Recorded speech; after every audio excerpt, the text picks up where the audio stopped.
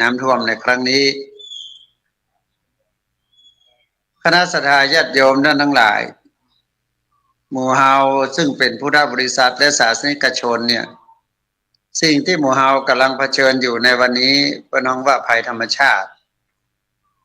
ถามว่าภัยธรรมชาตินั้นเกิดขึ้นโดยธรรมชาติหนึ่งส่วนละสองคนทำลายธรรมชาติสามก็คือสิ่งที่เราอยู่ด้วยความคาดหวังบ่ได้มีความระมัดระวังโดยที่หมู่เฮาท่านทั้งหลายเนี่ยมุ่งมั่นในเรื่องของการดำรงชีวิตประกอบอาชีพแต่ไม่ได้มองเรื่องของผลกระทบที่เฮาคาดไม่ถึงเพราะฉะนั้นตรงนี้ก็เป็นประสบการณ์ส่วนหนึ่งที่เฮาท่านทั้งหลายนั้นคงจะรึกไว้500 ปีที่ผ่านมาเฮาก็ได้หันว่าเวียงกุมกามนั้นได้ล่มสลายแล้วก็จมอยู่ใต้คุ้งน้ำหรือว่าพื้นน้ำก็เพิ่งฟื้นขึ้นมาบ่กี่ปีซึ่งก็ถือว่าเป็นประสบการณ์ที่เฮาท่านทั้งหลายเนี่ยต้องตระหนักรู้แล้วก็เรียนรู้กับมันและอยู่กับมันให้ได้500 ปีที่ผ่านมานั้นถือว่าหลายชั่วอายุคนคิดไปแล้วก็ประมาณ6ชั่วอายุคนคือว่า90 ปีเนาะ96 54ก็คิดว่านับตั้งแต่วันนี้เป็นต้นไปเนี่ยเราก็คงจะบันทึกไว้ในความทรงจำของลูกหลานว่าภาคเหนือเราได้เจออุทกภัยครั้งยิ่งใหญ่มีการสูญเสียชีวิตทรัพย์สินที่ไร่ที่นาข้าวปลาอาหารต่างๆเนี่ยกลายเป็นเรื่องของแทนที่จะเป็นเรื่องของการหนุนเสริมกลับกลายเป็นเรื่องที่จะต้องสิ้นเปลืองโดยเฉพาะอย่างยิ่งเนี่ยพืชพันธุ์ธัญญาหารที่เราอุดมสมบูรณ์ตอนนี้มันกลายเป็นเรื่องของการสูญสิ้นแล้วก็ฉกฉวยดูง่ายๆอย่างกะเพรามัด5 บาทกลายเป็นมัด20 บาทเพราะอย่างพอน้ำท่วมแต่จริงแล้วเนี่ยต้นคิดคงบ่เกิดจากชาวไร่ชาวสวนหรอกเพราะว่ามันตุกอยู่แล้วชาวไร่ชาวสวนนี่มันตุกอยู่แล้วแต่ว่ามันเกิดขึ้นในชนชั้นกลางที่อยู่ระหว่างชาวสวนกับผู้บริโภคเนี่ยส่วนมากจะเป็นการฉกฉวยขึ้นโอกาสขึ้นราคาเพราะฉะนั้นในจุดนี้ในช่วงนี้ก็เป็นเทศกาลกินเจด้วยเนาะก็ผู้ผีกับผักบุ้งก็จะขึ้นจากมัด5 บาทกลายเป็นมัด20 บาท35 บาทมีคำถามจะได้ว่าผักบุ้งมันแพงก็จะบอกว่าโอ้มันปลูกยากมันหนาวผักบุ้งบ่ค่อยขึ้นแต่จริงมันเป็นคำตอบที่ตอบง่ายแต่ว่ามันทำความยากให้แก่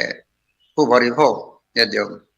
เพราะฉะนั้นเนี่ยในหลวงเราถึงบอกว่าทำแบบเศรษฐกิจพอเพียงกินตามขอกหัวขอกหาวก็น้องว่าปลูกกินคนเดียวพอกินเนี่ยกูอย่างพริกมีบ้านเหนือเกลือมีบ้านใต้แบ่งปันกันกินมันก็จะทำให้บ่ต้องสิ้นเปลืองเพราะฉะนั้นสิ่งเหล่านี้ญาติโยมช่วงนี้ทางวัดก็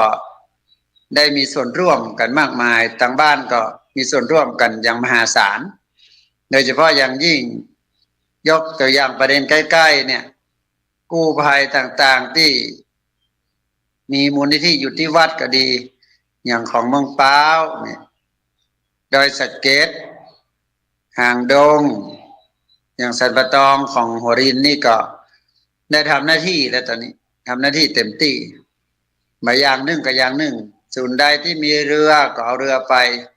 ศูนย์ใดที่มีสถานที่พอจะทำอาหารก็ทำไปเพราะฉะนั้นเนี่ยหน้าที่ของพระสงฆ์จริงๆแล้วเนี่ยก่อนมาเล่าสู่กันฟังในเรื่องอดีตถึงปัจจุบันเนี่ยหน้าที่พระสงฆ์จริงๆก็เข้ามาวัดเพื่อศึกษาพระธรรมปฏิบัติศาสนกิจหลังจากนั้นก็คือดูแล เผยแพร่พระพุทธศาสนาและรักษาศาสนสถานและก็ช่วยกันสืบทอดศาสนธรรมแล้วก็น้อมนำเอาศาสนาทายาทให้เกิดขึ้นในพระพุทธศาสนาแต่ว่าปัจจุบันมันเป็นอย่างนั้นละโครงการต่างๆเริ่มเข้ามาสู่วัดวาอารามโดยเฉพาะโครงการของหมู่บ้านศีลห้าก็ดีต้องให้ศรัทธาญาติโยมลดละเลิกมีขบวนการต่างๆเมื่อศรัทธามีกินมีใช้มีกินมีเก็บแล้วก็เป็นคนที่ประหยัดซึ่งมีสุขภาพที่ดีโดยลดละเลิกสุรายาเสพติดสิ่งบดีทั้งหลายทั้งปวงมันก็จะทำให้สังคมเฮานั้นน่าอยู่และก็มีคนที่แข็งแกร่งแข็งแรงและวัดก็มั่นคงวัดมั่นคงพระสุขภาพดีวัดมั่นคงประชาชนสุขใจเมื่อมันเป็นเช่นนี้มันก็จะทำให้คำว่าโครงการหมู่บ้านรักษาศีลห้าเนี่ยก็จะเป็นโครงการที่ยั่งยืนและก็ทำให้เกิดมรรคเกิดผลซึ่งพระเดชพระคุณหลวงพ่อพระเถรานุเถระหลายรูปเป็นเจ้าของโครงการเนี่ยก็พยายามที่จะทำให้โครงการนี้มีประโยชน์สำหรับสังคมชุมชนและกับประเทศชาติซึ่งเป็นวาระแห่งชาติก็นับว่าเป็นประโยชน์ทำให้สุขภาพของชุมชนดีประชาชนสุขใจทำให้คณะสงฆ์เราได้มีโอกาสได้ไปพบปะประชาชนและก็หารบริบทของพื้นที่มากมายทุกจังหวัดในภาคเหนือตอนล่างตอนบนนอกจากนั้นก็จะเป็นเรื่องของวัดประชารัฐสร้างสุขก็ช่วงนี้สันปะตองก็ออกตรวจเยี่ยม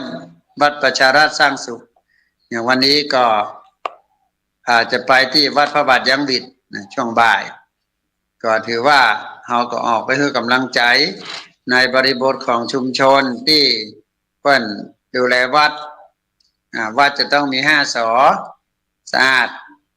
สะดวกแล้วก็เป็นวัดที่เป็นร่มอารามไปเข้าไปวัดแล้วมีความสุขสบายตาสบายใจ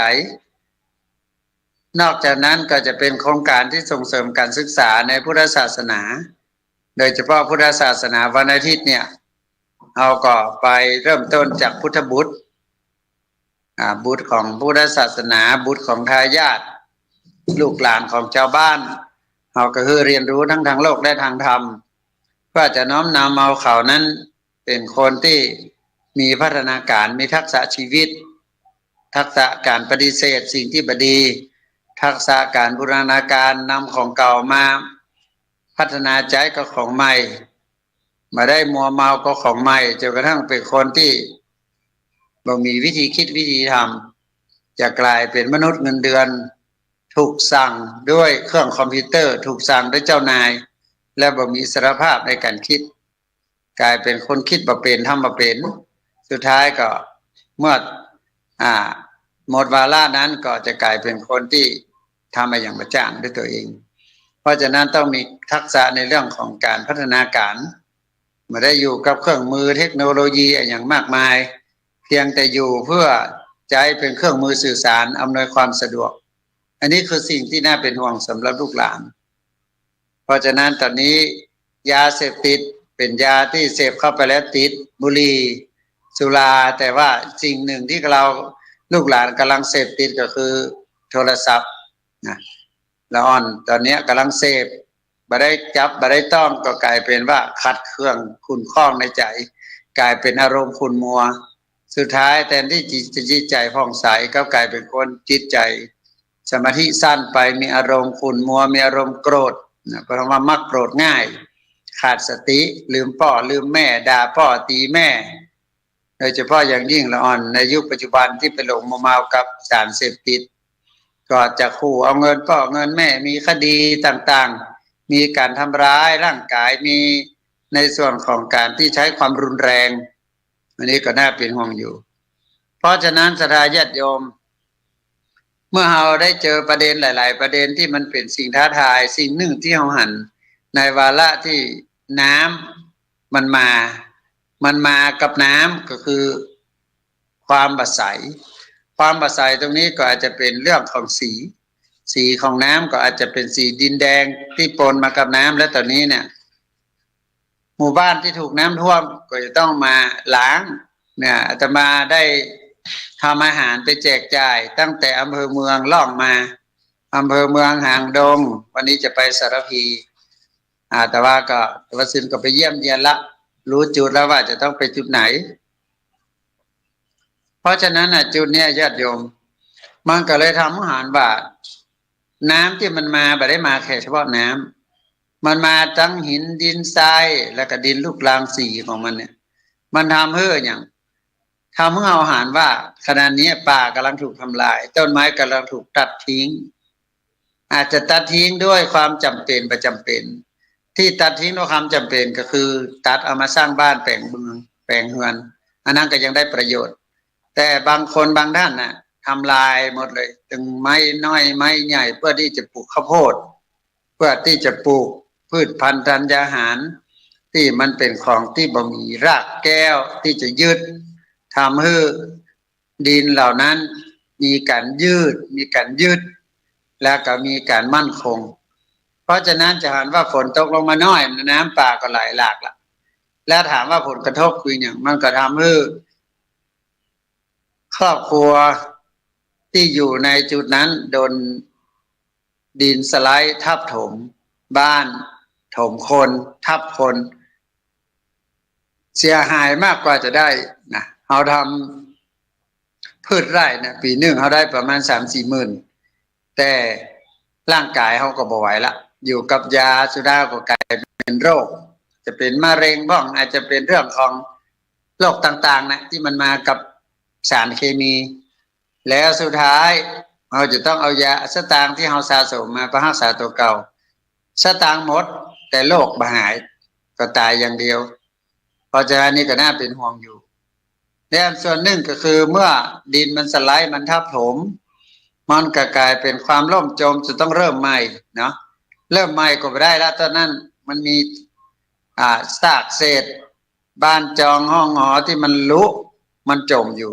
เพราะฉะนั้นเราก็จะต้องไปหาที่ดินใหม่เหมาะที่ดินใหม่ก็ไม่ใช่ว่ามันจะได้มาบ่ได้นะเพราะมันมีเจ้าของก็ต้องซื้อนะต้องซื้อหาว่าบ่ได้มีเงินซื้อก็มีที่อยู่กลายเป็นว่าคนไร้ที่พักพิงกลายเป็นภาระของรัฐแถมเพราะฉะนั้นสิ่งเหล่านี้ญาติโยมมันกลายเป็นปัญหาที่เรามองแค่ปัจจุบันเราไม่ได้มองอนาคตเราไม่ได้มองแค่ความเสียหายที่เราจะเจอกันในอนาคตเรามองความหอมหวานการได้เงินมีเศรษฐกิจเข้ามามีเงินมีทองได้อยู่ดีกินดีอยู่อย่างมีความสุขในปัจจุบันแต่ในอนาคตเราไม่ได้มองว่ามันไม่ได้สุขแต่มันกำลังทุกข์เมื่อมันกำลังทุกข์เนี่ยมันก็กลายเป็นเรื่องของความหวาดผวาต่อไปตั้งหน้านี้ก็ฝนตกก็ดีฟ้าร้องก็ดีหรือว่ามีน้ำป่าไหลหลากเนี่ยทุกคนจะต้องมีความตระหนักขึ้นกว่านี้เนาะเพราะว่าจะต้องได้เฝ้าระวังหากว่าบ้านเรามี2 ชั้นเราก็ต้องเอาของขึ้นก่อนละนะอย่างน้อยๆปลอดภัยไว้ก่อนชั้นเดียวนี่มันมีโอกาสอยู่แล้วล่ะเพราะอย่างมันมีทางเลือกเพราะฉะนั้นหลายคนก็บอกว่าบ่เคยมีหนุนเอาโต๊ะเอาตังเอาอย่างมาหนุนสุดท้ายก็ไปถึงโต๊ะถึงต่างไหลออกหมดแล้วโดยเฉพาะคนเฮาประเดี๋ยวมันทุกเอาเผากินสร้างบ้านก็ง่ายไปซื้อบ้านจัดสรรบ้านชั้นเดียวพออยู่ได้แต่เขาไม่ได้รู้ว่าบ้านจัดสรรนั้นเป็นกระถมที่ให้ที่นาแปลง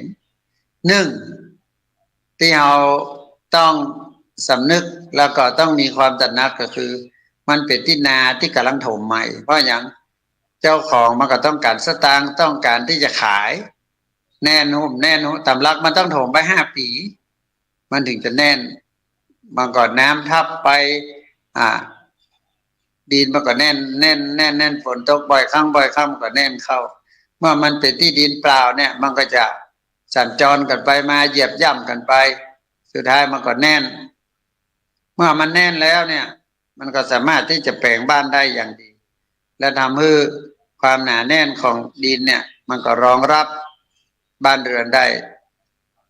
เพราะฉะนั้นหากว่ามันรองรับมาได้มันก็สุดเมื่อสุดป๊อบมันก็แตกเมื่อแตกมันก็มีแผลมีรอยเมื่อน้ำมาบ่มีอย่างการได้สักอย่างเพราะน้ำเนี่ยเหมือนอากาศทะลุได้หมดทั้งความรุนแรงทั้งความอ่อนทั้งสิ่งกีดขวางเนี่ยน้ำก็เอาล้มเอาก้นหมดเพราะฉะนั้นเนี่ยพี่น้องว่าประโยชน์ของน้ำมีทั้งดีมีทั้งบดีมีกู้อย่างหายก็อยู่ที่น้ำดีก็อยู่ที่น้ำเพราะฉะนั้นเราต้องระวังคำว่าน้ำเนี่ยเพราะฉะนั้นสิ่งเหล่านี้ญาติโยมศรัทธาเฮาหันกันตึงสื่อทางทีวีก็ดีตึงที่เราไปหันด้วยตาก็ดีเนี่ยโอ้เป็นสิ่งที่รันทดอาตมาภาพเนี่ยก็กระผมนี่เดินทางไปตั้งแต่แม่สายคราวนั้นเนี่ยแล้วก็มาแห่งปีก็ไปที่เมืองเทิงบ้านตับเต่าแล้วก็ไปบ้านใครที่อำเภอเวียงสาแล้วก็ปีก่อนๆก็ไปที่นครสวรรค์ที่นักที่สุดนครสวรรค์แล้วก็ไปอีสานนะไปเจ้าอีสานไปนครสวรรค์ไปทุกที่ที่เรามีกำลังที่พอจะเดินทางไปได้ปีนี้ก็กะจะไปแม่อายเตรียมทุกสิ่งทุกอย่างพร้อมหมดนะสุดท้ายก็จะต้องยกเลิกแต่ว่าก็ไม่ได้ยกเลิกแต่ว่าก็ไม่ได้ล้มโครงการเขาก็คือพัฒนาการของอำเภอแม่อายเพิ่นมารับของไปแจกนะเอาถึงข้าวน้ำเสื้อผ้าต่างๆที่จำเป็นใจแล้วก็ยังคือความคาดหวังว่าเมื่อเรามีโอกาสที่พอจะเดินทางไปให้กำลังใจได้เราจะไปตั้งโรงทานลงอาหารพระธรรมคือเพิ่นได้กินน้อยก็การกินมันกินได้ตลอดเวลาแต่ว่าเราจะไปรักษาเยียวยาทางด้านจิตใจว่าเราก็บ่ละบ่ลืมเปิ้นเพราะฉะนั้นอันนี้ก็คือความเป็นไปได้ในโครงการและในปัจจุบันนี้ก็ตั้งวัดหัวรินเป็นศูนย์บริการอาหารสำหรับผู้ได้รับผลกระทบจากอุทกภัยและบริการหน่วยงานที่เพิ่นจะนำไปแจกจ่ายซึ่งแต่ละวันก็อย่างแต่ว่าก็ทำอยู่ช่วงเช้าถึงรับของไปเนี่ยประมาณเที่ยงก็ได้ 1,500 กล่องแล้วก็ตอนมะแรงนำไปเยี่ยมศรัทธาญาติโยมที่อยู่ในเขตตำบลทุ่งสะโตกประมาณ300กว่าชุดวันนี้ก็จะไปตังสารพีหลังจากที่เราเดินทางไปสำรวจพื้นที่แล้วว่ามันตรงไหนที่มันท่วมตรงไหนที่มันขังเราก็จะไปช่วยไปเยี่ยมให้กำลังใจและเอาอาหารไปแบ่งปันเพราะอาหารเหล่านี้ก็ได้มาจากศรัทธาญาติโยมบริจาคมาจากบนดอยพ่องทางพี่น้องอมก๋อยเพิ่นมีกะหล่ำมีมะเขือเทศมีฟักทอง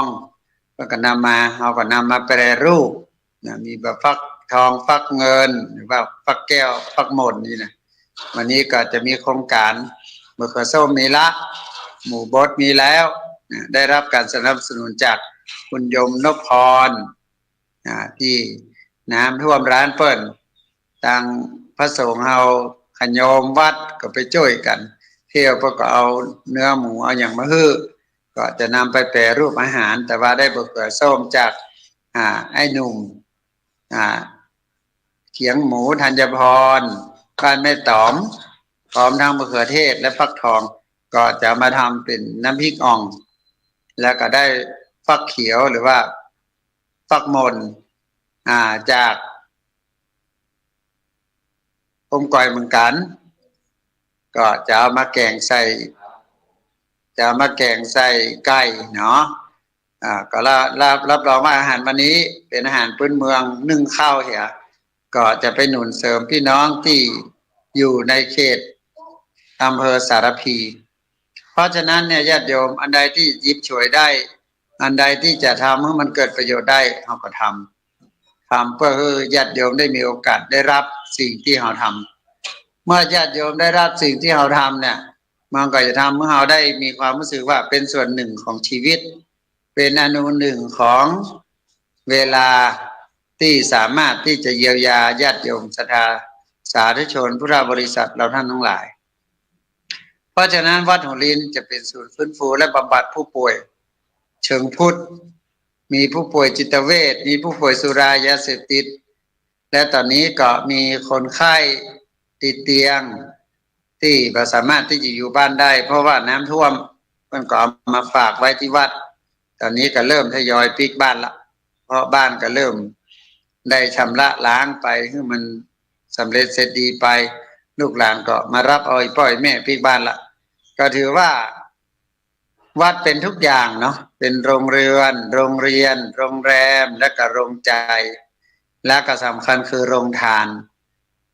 เนาะเราก็ใช้วัดเป็นโรงแรมโรงแรมก็คือมาพักพิงได้โรงแรมนี้พักตลอดไม่ได้นะต้องพักคืน2 คืนปิกเนี่ยเพราะว่าจะเสียค่าใช้จ่ายเพราะฉะนั้นวัดก็เหมือนกันเมื่อมาพักแล้วก็คืน2 คืน3 คืนกับปิกนะเพราะมันต้องมีค่าใช้จ่ายค่าน้ำค่าไฟค่ากินค่าอยู่โดยเฉพาะอย่างยิ่งคนไข้ที่จะต้องใช้แพมเพิร์สคนไข้ที่จะต้องมีการสอดสายชีก็ดีนะมันก็ต้องมีคนดูแลเอาใจใส่เพราะฉะนั้นทางวัดก็จะต้องหาอสม.ทีจีเข้ามาช่วยหนุนแล้วก็รพสต.พอดีจังหวะดีบุญดีอย่างหนึ่งวัดหัวรินนั้นข้างวัดมีรพสต.ที่ใช้พื้นที่วัดในการสร้างก็ได้ประโยชน์ตรงนี้ก็ช่วยกันที่อยู่ไปทางเจ้าหน้าที่ก็เฝ้าดูแลคนไข้ของเขาได้ตัวอันนี้ถือว่าเกื้อหนุนกันซึ่งกันและกันเพราะว่าพื้นที่ต่างๆเมื่อเอาใจประโยชน์มันก็สามารถสร้างคุณประโยชน์ได้มหาศาลไม่ต้องเอามันรกร้างว่างเปล่าไม่ต้องมองเรื่องเศรษฐกิจบางคนก็คนปลูกลำไยได้เป็นร้อยแต่ว่าลำไยนั้นบางทีมันก็ล้มบางทีมันก็ได้ผลบางทีก็ต้องใช้สารเคมีบางทีก็ต้องใช้สารกระตุ้นกลายเป็นภาระไปมันเจ้าหน้าที่ของสงฆ์มันเจ้าหน้าที่ของพระสงฆ์ที่ต้องมาทำตรงนั้นเป็นการทำมาหาเลี้ยงชีพพระสงฆ์จะไม่มีอาชีพพระสงฆ์จะต้องเป็นผู้ที่เป็นผู้ขอเป็นผู้รับแล้วก็เป็นผู้ที่จะต้องได้เมตตาธรรมเป็นผู้ให้และผู้รับไปในคราเดียวกันผู้ให้ก็คือการแบ่งปันอย่างทุกวันเนี่ยพระสงฆ์ทำอาหารไปเยี่ยมเยียนประชาชนว่าผิดไหมก็ไม่ได้ผิดเป็นบอกว่าห้ามพระสงฆ์ก่อไฟทำอาหารกินเองต้องออกบิณฑบาตปฏิบัติกิจนะเพราะว่าตื่นเช้ามากวาดลานวัดปฏิบัติครูบาอาจารย์แล้วออกบิณฑบาตกวาดลานวัดเพราะฉะนั้นเนี่ยหากว่าพระสงฆ์ปฏิบัติได้3 อย่างนี้ก็ถือว่าไม่ได้เบียดเบียนไม่ได้ทำให้มันมีความเศร้าหมองในเสขียวัตรแต่ปัจจุบันนี้ปัญหามันโตยมาเรื่องราวชาวบ้านลูกชาวบ้านก็เป็นคนที่ไปติดยุคติดยาพระสงฆ์ก็จะต้องใช้วาทะและก็เมตตาธรรมในการที่จะฟื้นฟูดูแลเอาใจใส่นอกนั้นก็คือโครงการหน่วยอบรมประชาชนประจำตำบลก็ต้องมี8 หัวข้อหลัก1เรื่องของวัฒนธรรมประเพณีเราก็ต้องมาฟื้นประเพณีวัฒนธรรมการฟ้อนการรำการตีกลองก็ดีกองอย่างเป็นว่าเสียงกลองเสียงกองเสียงมองตำข้าวเสียงทุเจ้าปั่นปอนนี่มันเป็นของวัฒนธรรมประเพณีที่เราทิ้งกันไปได้เพราะฉะนั้นวัดก็ไว้เป็นที่ซ้อมฟ้อนเป็นที่จูมกลองเป็นที่มาฝึกหัดดนตรีพื้นเมืองก็ดีเป็นการลำดับแม่ไม้มวยไทยทุกสิ่งทุกอย่างมันเกิดจากวัดหมดเพราะฉะนั้นต้องฟื้นอันนี้คือการส่งเสริมประเพณีวัฒนธรรมนอกจากนั้นก็คือเรื่องของการกินกันตาลสลักหากไม้ข้าวสารล้นบาทเนี่ยปีเนี้ยช่วงเนี้ยเดือนกันยาสิงหากันยาตุลานี่เนี่ยมีเพราะปีนี้หลายวัดก็ยกเลิกไปถึงวัดแม่คลองนี่ยกเลิกไปแต่ศรัทธาญาติโยมที่เตรียมไว้ประกอบมาตานอยู่เพราะอย่างวัดแม่คลองเจอน้ำ2 รอบรอบแรกก็พออยู่ได้แต่รอบที่2นี่นักเหลือเก่าอาตมาภาพก็กระผมนี่ไปตั้งโรงทานไว้ที่วัดแม่คลองนี่บริการประชาชนนะครับทุกตำบลโดยเราไปใกล้สถานการณ์แห่งน้อยหนึ่งรวมทั้งหมดเนี่ย12 วันนะครับครบรอบ12 วันเลยได้หนึ่งรอบ12 วันก็1 ปีเนี่ย12 เดือนแล้วก็ทดแทนพระคุณแม่ แม่พระคงคาเนี่ยเปิ้นให้ความชุ่มฉ่ำเอาก็ไปทดแทนพระคุณเปิ้นเฮามองดี มองเป็นภาพดี น้ำชำระล้างทุกสิ่งทุกอย่างบางทีเราอาจจะมีข้าวมีของอย่างนักเจ้าขว้างอันใดก็รู้สึกว่าโอ้อันนี้ก็แป้งอันนี้ก็ดีอันนี้สุดท้ายกลายเป็นขยะตอนนี้แม่พระคงคามาชำระทั้งหมดไหลไปกับน้ำหมดเริ่มต้นใหม่นอกจากของที่มันดีของที่มันซ่อมได้เนี่ยก็ซ่อมแซมเอาเพราะฉะนั้นเนี่ยเรามองเป็นภาพดีเปิ้นมันล้างของเราล้างของเราแล้วก็เหลืออย่างไว้เหลือสิ่งที่ดีๆไว้ให้ไม่มีขยะและบ่มีสิ่งที่มันเกินความจำเป็นใช้คิดดีมองดีมันก็จะสบายใจเพราะฉะนั้นก็ต่อจากนั้นก็มันจะมาตั้งแม่กุ้งแม่กุ้งหลวงแม่กุ้งน้อยแม่กุ้งหลวงนี่บ่มีผลกระทบแต่ว่าใช้เป็นศูนย์ในการปรุงอาหารให้หน่วยงานโดยใช้บ้านของป้อขุนนพรน้อยน้อยไอ้นพรพร้อมทั้งพี่ใหม่เนี่ยเปิ้นใจบ้านเปิ้นเป็นศูนย์กลางในส่วนของการทำอาหารบริการประชาชนภายในตำบลทุ่งต้อมภายในตำบลใกล้ๆนะที่เปิ้นมารับอาหารก็ได้หลายวันอยู่ใช้แม่บ้านกลุ่มสตรีของแม่กุ้งสันขี้กุ้งแม่กุ้งหลวงนี่ถือว่าเป็นการแบ่งเบาภาระญาติโยมทำทุกอย่างที่เป็นไปได้เมื่อมีหัวใจใครทำมาอย่างได้ก็ทำไปแล้วก็ได้มาสนับสนุนแหล่งบริการอาหารของวัดหัวรินที่อาตมาได้กล่าวไว้คือเรื่องของเนื้อหมูเพิ่งก่อนนำมาบริการช่วยเหลืออยู่ก็ถือว่าสิ่งเหล่านี้และญาติโยมเป็นสิ่งที่เราทำแล้วได้เกิดประโยชน์วันนี้อาตมาภาพก็ขอแลกเปลี่ยนก็ขออนุโมทนาญาติโยมที่บริจาคกองทุนมาก็ดีบริจาคในเรื่องของทรัพย์สิ่งของและกำลังใจโดยเฉพาะกลุ่มสตรีแม่บ้านบ้านหัวรินทุกส่วนและก็ฝ่ายประชาสัมพันธ์ที่ได้มาสนับสนุนและก็พระสงฆ์องค์เณรและก็คนไข้ที่มาช่วยกันวันนี้อาตมาภาพก็ขออำนวยอวยพรที่ญาติโยมศรัทธาญาติโยมได้มาร่วมกันได้บริจาคทรัพย์สมบัติพระสถานกำลังจิตกำลังใจให้อาตมาในนามของศูนย์ประสานงานและก็ดูแลเรื่องของอาหารบริการ